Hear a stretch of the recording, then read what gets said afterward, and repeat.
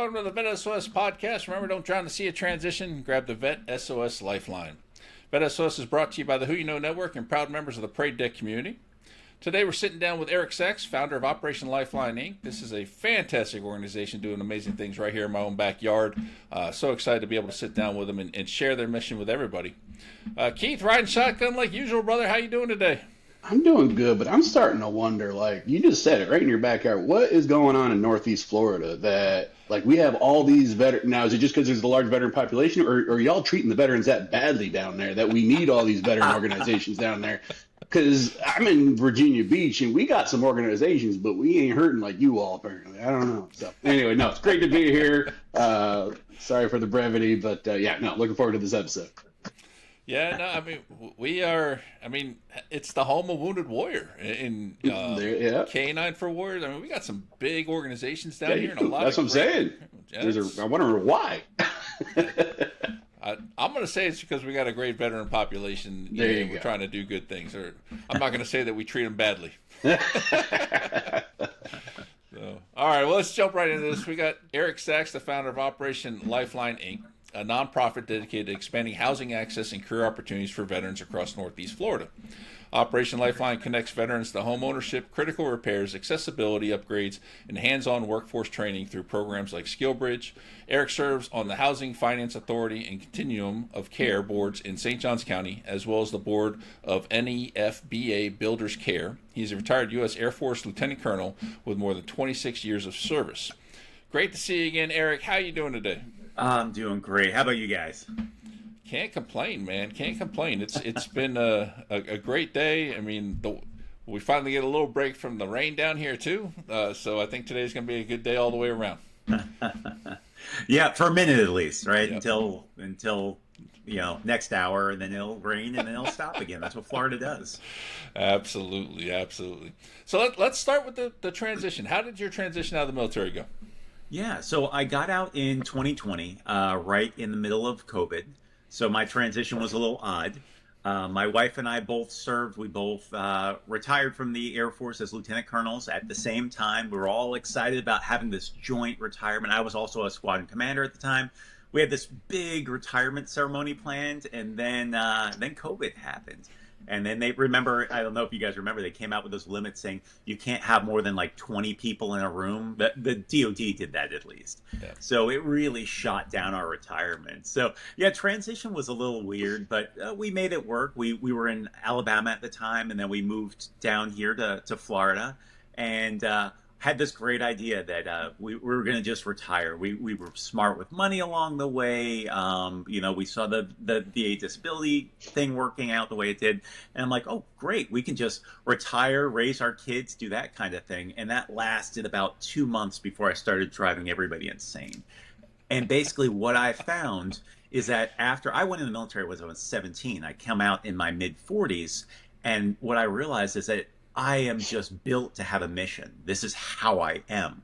So I started looking around, and I knew that I didn't want to jump into a new career necessarily, start working the grinds, that working for somebody. I'm like, you know what, if I'm going to do this, I want to start exploring volunteering. So I volunteered, like you mentioned, with the Housing Finance Authority and some of the other organizations out here.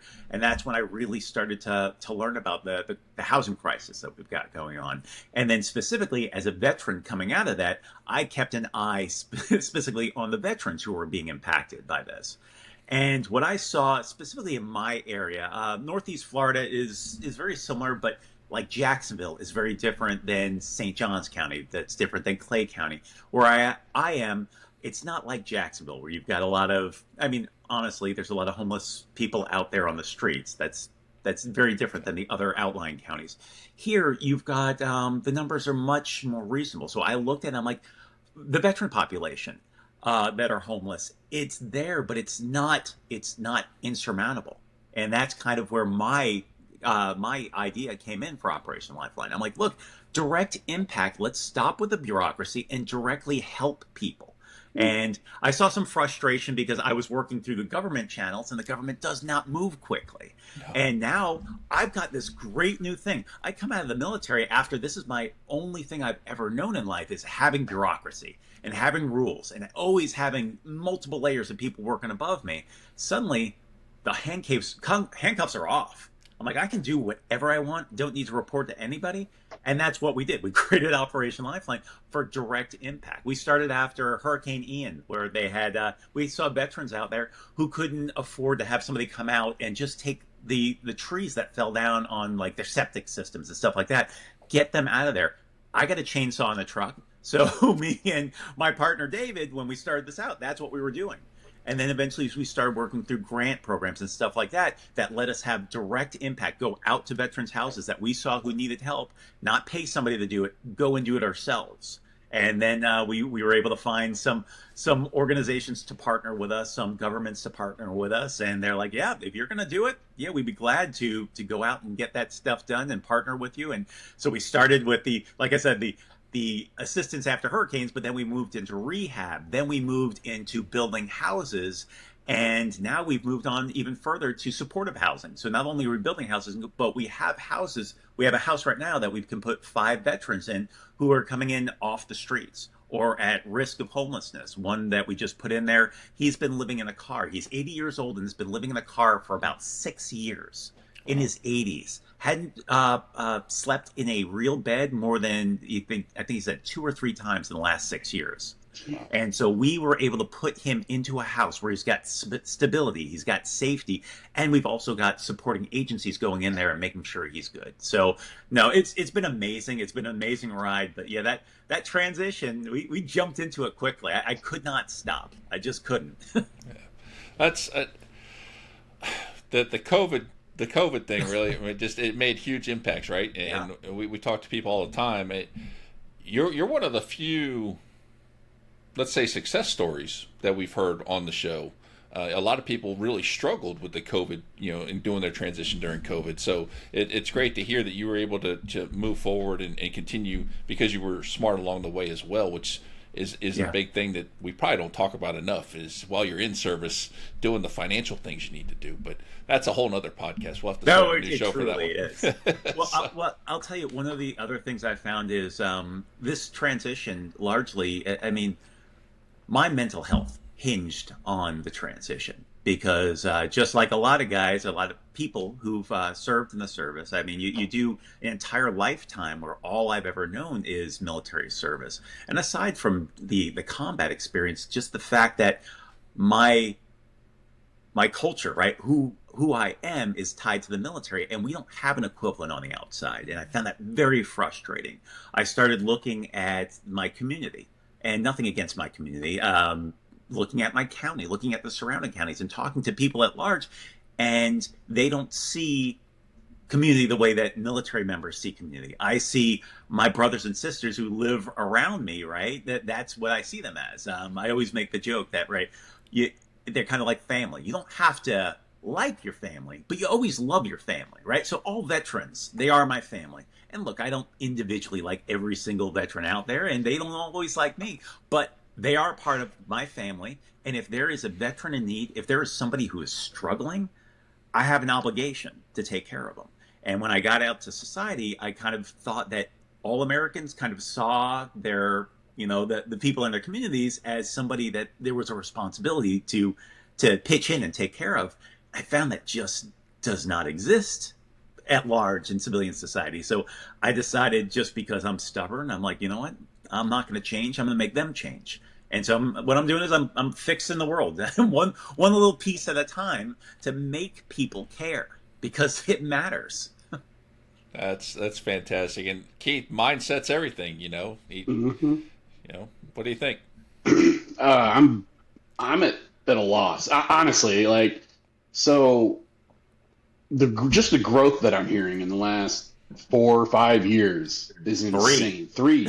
So there you go. Even one less. So the growth is absolutely insane. And I feel like first of all, I feel like you gave us a great synopsis, but I want to dive deeper into what you all are doing in these last 3 years because I did a little bit of research prior, and like I'm seeing like you are more than just housing too, right? Like you're helping with mental health and employment, community, and all. So I want to know so much more about. I want our listeners to hear so much more about that.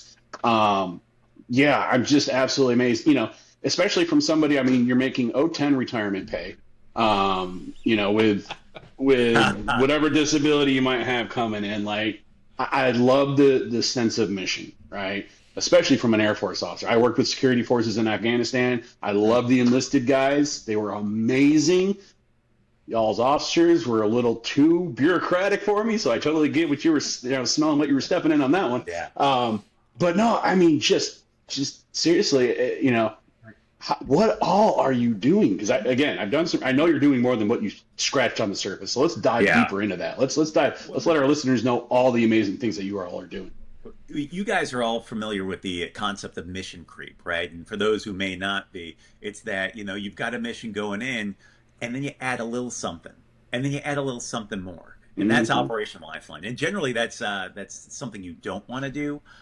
For me, I'm built for progress. That's just one of those things. I can't sit still. It is part of my own mental health, part of some of the stuff I dealt with in the service. But the way I have been built now is sitting still is the same as dying. There's threat in not making progress. So whenever I feel like I'm stagnating, I grab something else and I start moving forward on it. As I mentioned, we started with just taking down trees. Then we went into the rehab space. And then we went into home ownership. And as we started doing this, this is where one of our other missions came on. As I got out of the service, I took advantage of the DoD SkillBridge program. And then for those who aren't familiar with that, it allows service members up to 6 months to work with a civilian organization as they're transitioning out.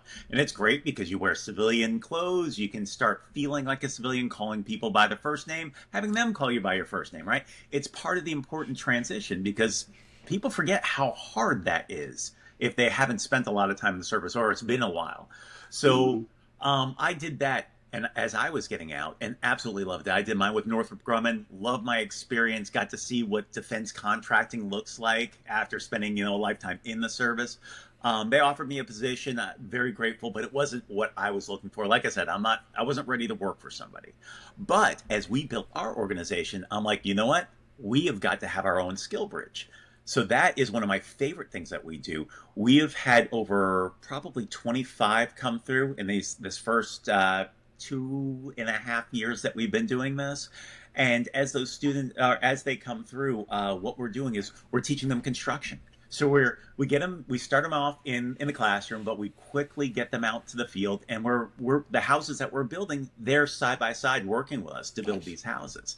We also use them for some of our rehab projects. So they're out there helping us to help veterans who are living in substandard conditions. We help them to get in to do those repairs, and the students, the military members, are the ones who are coming and helping us with those repairs. And it sets, not only is it, help using veterans to help veterans or future veterans to help veterans, but we're also setting them up for fantastic jobs. One of my favorite success stories was, I think he was like our third or fourth intern who came through, and we get a different mix. We get some guys who just want to try to feel this out, see if it's something they might be interested in. Some people who, I want to be a homeowner, or I am a homeowner, and I want to know better how to keep my house fixed. And then some people who are like, I'd like to see if this is worth a career opportunity. We had one guy come through with 0 experience in construction, but he did about 5 years in the military, 4 months with us. Absolutely took to it like brilliantly. He was fantastic. He was Army staff sergeant, I think, is what he was coming out as. And anyway, he took to it very quickly. I was working with one of the local builders that I partner with, and I'm like, hey man, I've got this fantastic guy, Tyler. You got to talk to him if you're looking for any positions. Long story short, they hired him as their first superintendent. And so now he is out there. He's overseeing the subcontractors on the job sites, making sure they're doing what they need to do. And he got everything he learned from us is how he was able to do this. We were able to give him in that short time between that and his military experience, he hit all the boxes. And now he's got this fantastic career that meets where he wanted to be, where it was income wise. And additionally, they're also offering him a deal on his housing. So he's getting it at, discounted rent for him and his family. He's got a young family. I'm like, this is beautiful. And that's what I like to do. The other part I didn't bring up is, if you're not familiar with it, that part of the housing crisis is that we don't have people to build, right? My partner David always loves to bring up the point that, we told people for 50 years that you got to go to college, and they listened. And what happened is we've got a lot of fantastic people who can build spreadsheets, but people can't build houses anymore. And we've lost the labor pool. We don't have any talented craftsmen out there. And so what we're doing through our program is not only getting them these great jobs, but also rebuilding an important industry, which is, what America's all about. So we love everything about the SkillBridge program. We recently also added a nonprofit component. So we used to just focus on the construction, but now I've got people working on the office side. I've got a great mix of folks who, you mentioned, Keith, about mission creep. Oh my gosh. So we had Wawa, I don't mind throwing it out there because they're amazing partners. Wawa comes to us and says, hey, we're building a new store here in St. John's. We want you to be our partner for all the food that we are not able to sell, right? But is still well within expiration, but we want to keep the stock fresh, and we want you to get it out to people in need, veterans, whomever. And so one of our SkillBridge interns, I think on day one, I'm like, okay, got this brand new program. Gave him the documents. He has built this food distribution network that we've been doing for about the last 3 weeks now. Still very new, but we're working with something like 20 to 30 organizations distributing food from Wawa, everything from sandwiches to dairy to frozen goods, making it get out to people who need it. And it's a mission that I'm like, look, yes, I get that there are other organizations out there doing it, but you guys know as well as I do that the bigger organizations have so much bureaucracy. So before I went to turn it over to a big one, I asked, I'm like, is there a need for us to do this as a grassroots campaign? They came back with a resounding yes. And so now we're working with a ton of organizations right in this area who never had access to food at this level. And so every day we're putting out calls saying, okay, who needs what? And again, it's beyond veterans. We help veterans with this, but quite honestly, this is a lot of my other nonprofit partners who I have zero problem helping. People are people. If anybody I can work with to help others and put this to use is amazing. So yes, we moved on to that. We keep on going like this. Another fun one, I know I can filibuster. That's what I do. But okay. I've got St. Johns County. So Clay County has been a great partner for us. They just start throwing stuff at us. I'm like, yes, this is where we're working. But St. Johns County is now coming back, and we've got a community center in the northwest part of the county that's been sitting there for about 3 decades, unused. It's unsafe, it's unused. And we've built a partnership with it. They're going to put us on a long-term, no cost lease. We're going to go out and find the funding, and we're going to build this into a regional veterans vocational center. So we can teach this on a larger scale. And then it'll also be a community center where we're going to be helping the St. Johns County, the community up here. And we're talking about also doing some classes to teach the community some of the construction skills that we've been doing. So we love all of this. And yes, I know it's mission creep. We're doing a million different things. There's no money. It's one of those, we're just going to make it work.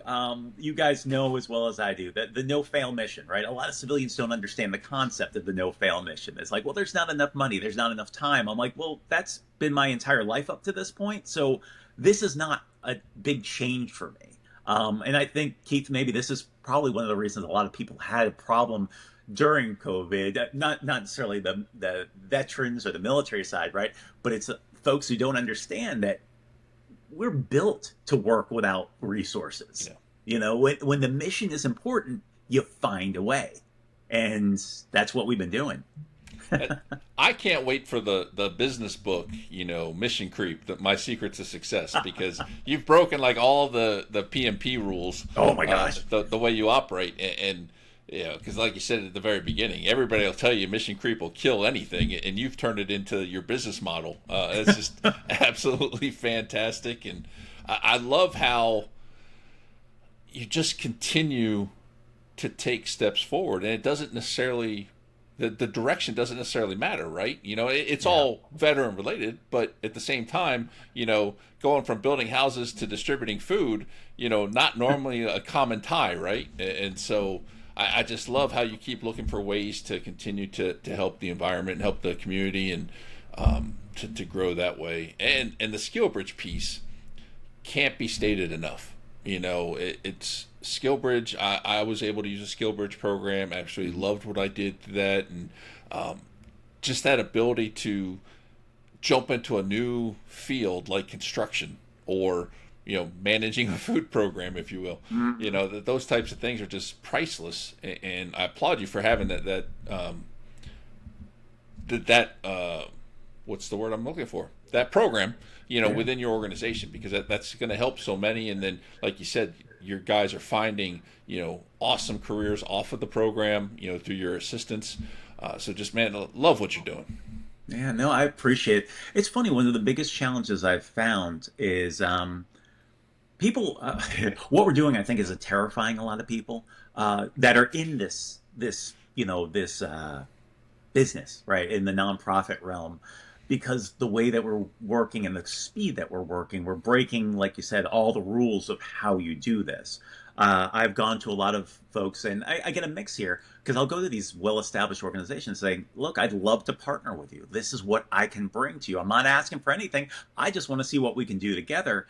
And we've had we've had organizations turn us down, hesitant, because I could see it. If you're well established, this new player who's going out and doing things quickly and keeps on jumping around, it can be scary. But at the same time, look, you got to take risk, right? You got to take chances, and you got to know, I'm not going to leave you. I'm going to see this through the end. That's just how we do things. I guess, I can see some of them have been hesitant, but we've also had some amazing partners. For example, Operation Barnabas. You guys are probably familiar with them. They're out there working based in Clay County, but their focus is on the mental health side, right? They focus on partnering veterans who are struggling with sponsors, what do they call them, mentors, right? I love that program. We don't focus as much on the mental health. Look, you don't want me working on your mental health, but I'll work on your house. But but I have great partners like that, like my friends at Operation Barnabas. So what we're doing is, I'm like, look, I run into somebody who needs that component. I'll go right to them and say, look, this is who you need to talk with, and then we're going to work together to work on your living situation. And so that we partner that way. And the organizations that partner with us, that let us focus on what we do and we let them focus on what they do, it's beautiful. And then, like I said, you have some who are just a little hesitant because this is what they do and this is the way they've always done it and it's working for them. I'm like, yeah, but let's work together and go so much further. But no, I love anybody who's in this. I like getting more organizations involved. We've been just trying to encourage grassroots efforts. That there's a lot of people who kind of also, they don't want to maybe get involved or they don't want to donate money because they've heard these horror stories of these nonprofits doing things that are not great. And honestly, since getting in this, I've been horrified by some of the things I have seen nonprofits doing. Maybe, again, it's just me coming out of the military. I have this view of the world of the way that it's supposed to be, and that you create an organization to help people, and clearly that is the only thing you're doing. But what I found as organizations get larger, they've got more overhead, they've got more mouths to feed within the organization, and the more people they have, the more diluted the mission gets. Whereas, the smaller grassroots efforts are still so mission focused. So that's the recommendation I've been putting to people is it's like, okay, yeah, the big organizations are great and established, but take a look at these grassroots organizations and don't just look at what they're trying to do. Look at what they've done. Look at their track record, because that's the one thing I love. These guys, you'll see them out there. They're like, this is what we are, and this is what we do. It's like, wow, that's great. Where have you done it? It's like, well, no, that's our vision. Like, okay, well, how long have you had this vision? About 5 years. Like, but no progress, and you've been collecting money. So I would just recommend that people, they got to do the research. They got to look at, like you guys did, look at what we're doing, look at the track record of what we've done with basically no money. And that's where you want to plug in and see what you can do to exponentially help them grow. And then some of these others who are maybe a little bit fat and not as helping as, deep in the communities. I don't know. Maybe they got enough. I love I love the perception of all that there, Keith. Just you brought up Barnabas. They've been on the show. I've been a part of that organization for a little while when I was down here. When I first got down here, doing great things. Mm-hmm. I mean, what do you think? How can we help his business model? So, yeah, and so I'm curious because we're almost at time. Well, shoot, are we at time, Sean? I don't know. Are we getting close? Getting close. All right. So I'll ask one more question, and then I'll definitely put us at time for sure. So first of all, I need to make a statement. So my dad was he's a do-it-all, hands-on guy. I could never learn that. He tried to teach me to swing a hammer, and I was like, this is not for me. So for folks like myself, all I'm going to ask is that community center, all I had go off the light bulb in my head is when you start that bad boy up, it sounds amazing. Just make sure you put a module in there for assembling IKEA furniture, because that has got to be the biggest struggle I have, at least. We have an IKEA here in Jacksonville too. There you go. Perfect. So yeah, we need a module just for that. So I'm curious. So how vision-wise, because you mentioned vision, this is probably the last question I'll really be able to ask, but I'm really curious, like, what is your vision? How do you plan? Because you're growing. You're growing exponentially, seemingly, in 3 short years. How do you get from being too big? Like, how do you keep this momentum without losing yourself and losing this grassroots feeling? No, it's a fantastic question. It's something that we are currently struggling with. We're in that point where, if you do research about organizations, it's that strong start, and then it's we don't want to stall out. We need to be able to take this and move it to the next level, and we're right in the middle of it. I'll tell you that one of the best benefits we've found so far as we're trying to cope with this, because I don't have the exact answer on that yet. We're figuring it out. But the best tool we've had so far on this, surprisingly, has actually been our interns. Our newest batch of interns that we've got helping us in the office on the administrative side includes, let me see, I've got an Air Force captain who her background, she's a EC-130 nav, and they did all kinds of electronic warfare, awesome kind of stuff. And she comes in, and I expected one thing, and she's like, so I'm working on my master's in social work, and I want to be a therapist, right? And to help veterans with mental health. I'm like, oh my gosh, this is perfect. And she has jumped in through her particular mindset and where she's coming from, and with the mental health, and she is helping us to develop one side. I mentioned Miguel, who's helping us with the logistics, and that's a bit of his background. He's a Navy, what was he? A lieutenant commander. So interesting mix there. And then he's helping with some of the, and I've got, let me see, I've got 2 others, right? I can't go through everything. I got Grace, who just showed up from the Marines, like on Monday, and she's already completely revamped the way that we're doing grants. So honestly, it's been this free labor that we've gotten through the SkillBridge program who are helping us. I'm like, look, you guys are brilliant, and you can take a look at this from an outsider's perspective, because I am too close. I'm way too close. I've got my board coming to me saying, Eric, how are we going to make all of this work with funding, this, that, the other?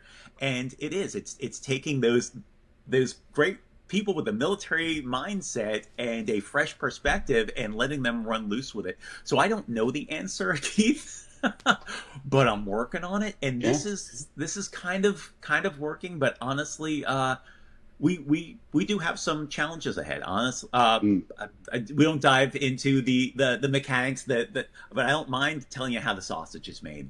I don't take a paycheck. I've been doing this for years, and this is this is my passion. This is my job. This is also my hobby. So this is really all I do, and I love it. We do have two paychecks that I've got to pay because I need to keep the mission moving forward.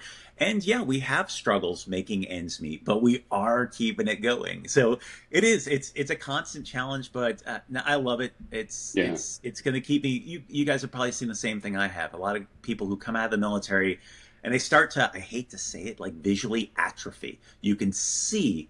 I remember having an old boss come after a year of being out of the service, former commander of mine, and I saw in his eyes he looked old after a year. I know he didn't age that much physically, but when you don't have a mission anymore, it just, the decline comes. And so for me, it is probably my passion that will force this to continue to exist because I need this. Yeah. And yeah, it's a mix of all of that.